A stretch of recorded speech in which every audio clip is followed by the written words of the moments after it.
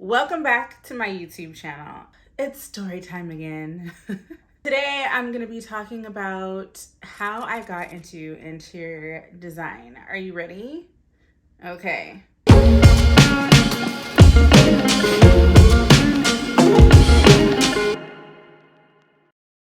On Instagram, I had got a message, which I get a few here and there about like, oh, I just want to pick your brain. I just want to talk to you.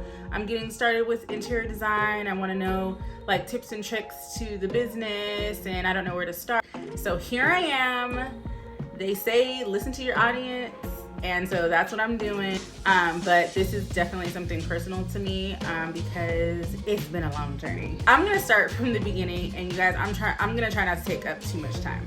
So I originally started my career in corporate marketing and communication, specifically in the healthcare industry.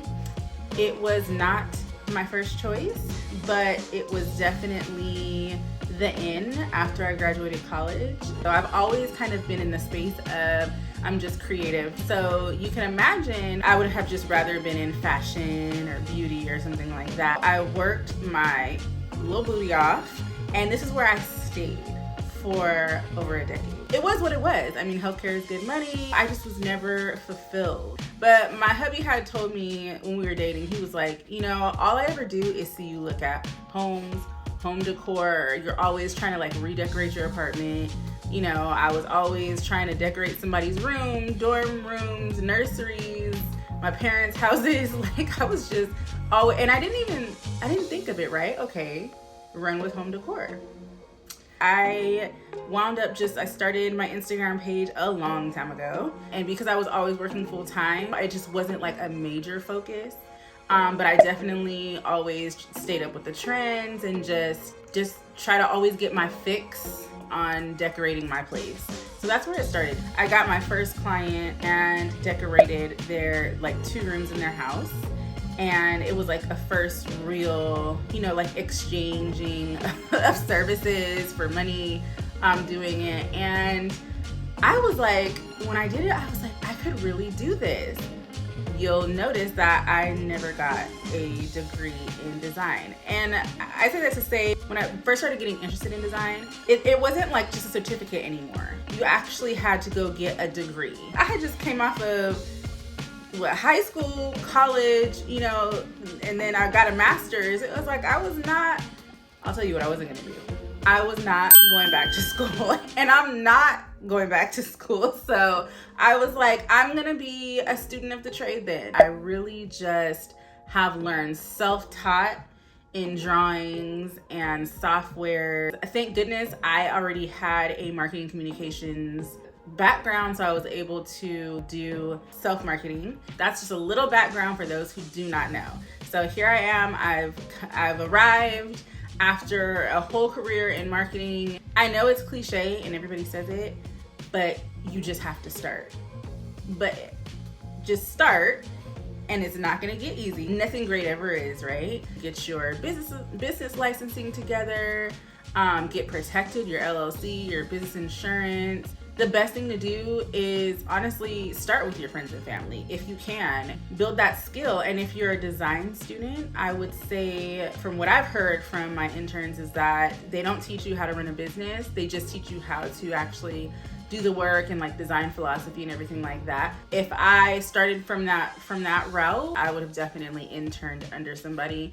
But I was already, on my path, already working full time, already husband, kid, you know what I mean? Like a totally different path. And while I think that schooling is very important because I did it, it's not the end all be all. So I would say just start, and you're just gonna really have to practice. That's really what's gonna make it work for you, especially if you're trying to start your own design company. That's really the best tip that I can give, is to practice.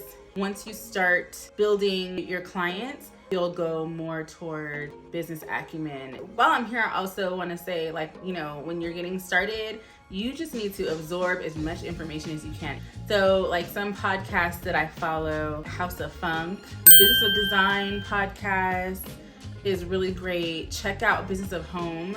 They have great content, a lot of learning that you can do and hear or read about designers and the business, the business that's involved. Another recommendation is maybe consider doing e-design. This will just kind of help you get in touch with people. E-design tends to be sometimes a little bit DIY for the client's end, but it gives you that practice with client communication. So that's always an option as well. I mean, the world is abundant and we all, as they say, can eat. So good luck. I really wish you the best of luck. My DMs are open. So if you ever want to message me, if you ever want to comment, just bounce an idea off of me, I'm there. I just want to come on here to say, don't be discouraged. It is all possible. I've gone through a whole career, making a career change in my 30s. And don't let these people fool you. People still have jobs and nothing's wrong with holding on to your job. Believe me, I had just reached a breaking point. And so then I went full game on the design. And you can do it too. It's going to take work, and it still takes work. I still have a lot that I want to accomplish. This is part of the reason why I started the YouTube channel. I also wanted to give you a glimpse of how it's going, what I'm doing, how I'm growing. And I would really love it if you followed along. Thank you so much. Thank you for taking the time out to watch this video. I hope that you got something valuable from it and also learned something new from me. So that you don't miss anything, make sure you subscribe, tap the notification button, and I will see you next time. Bye.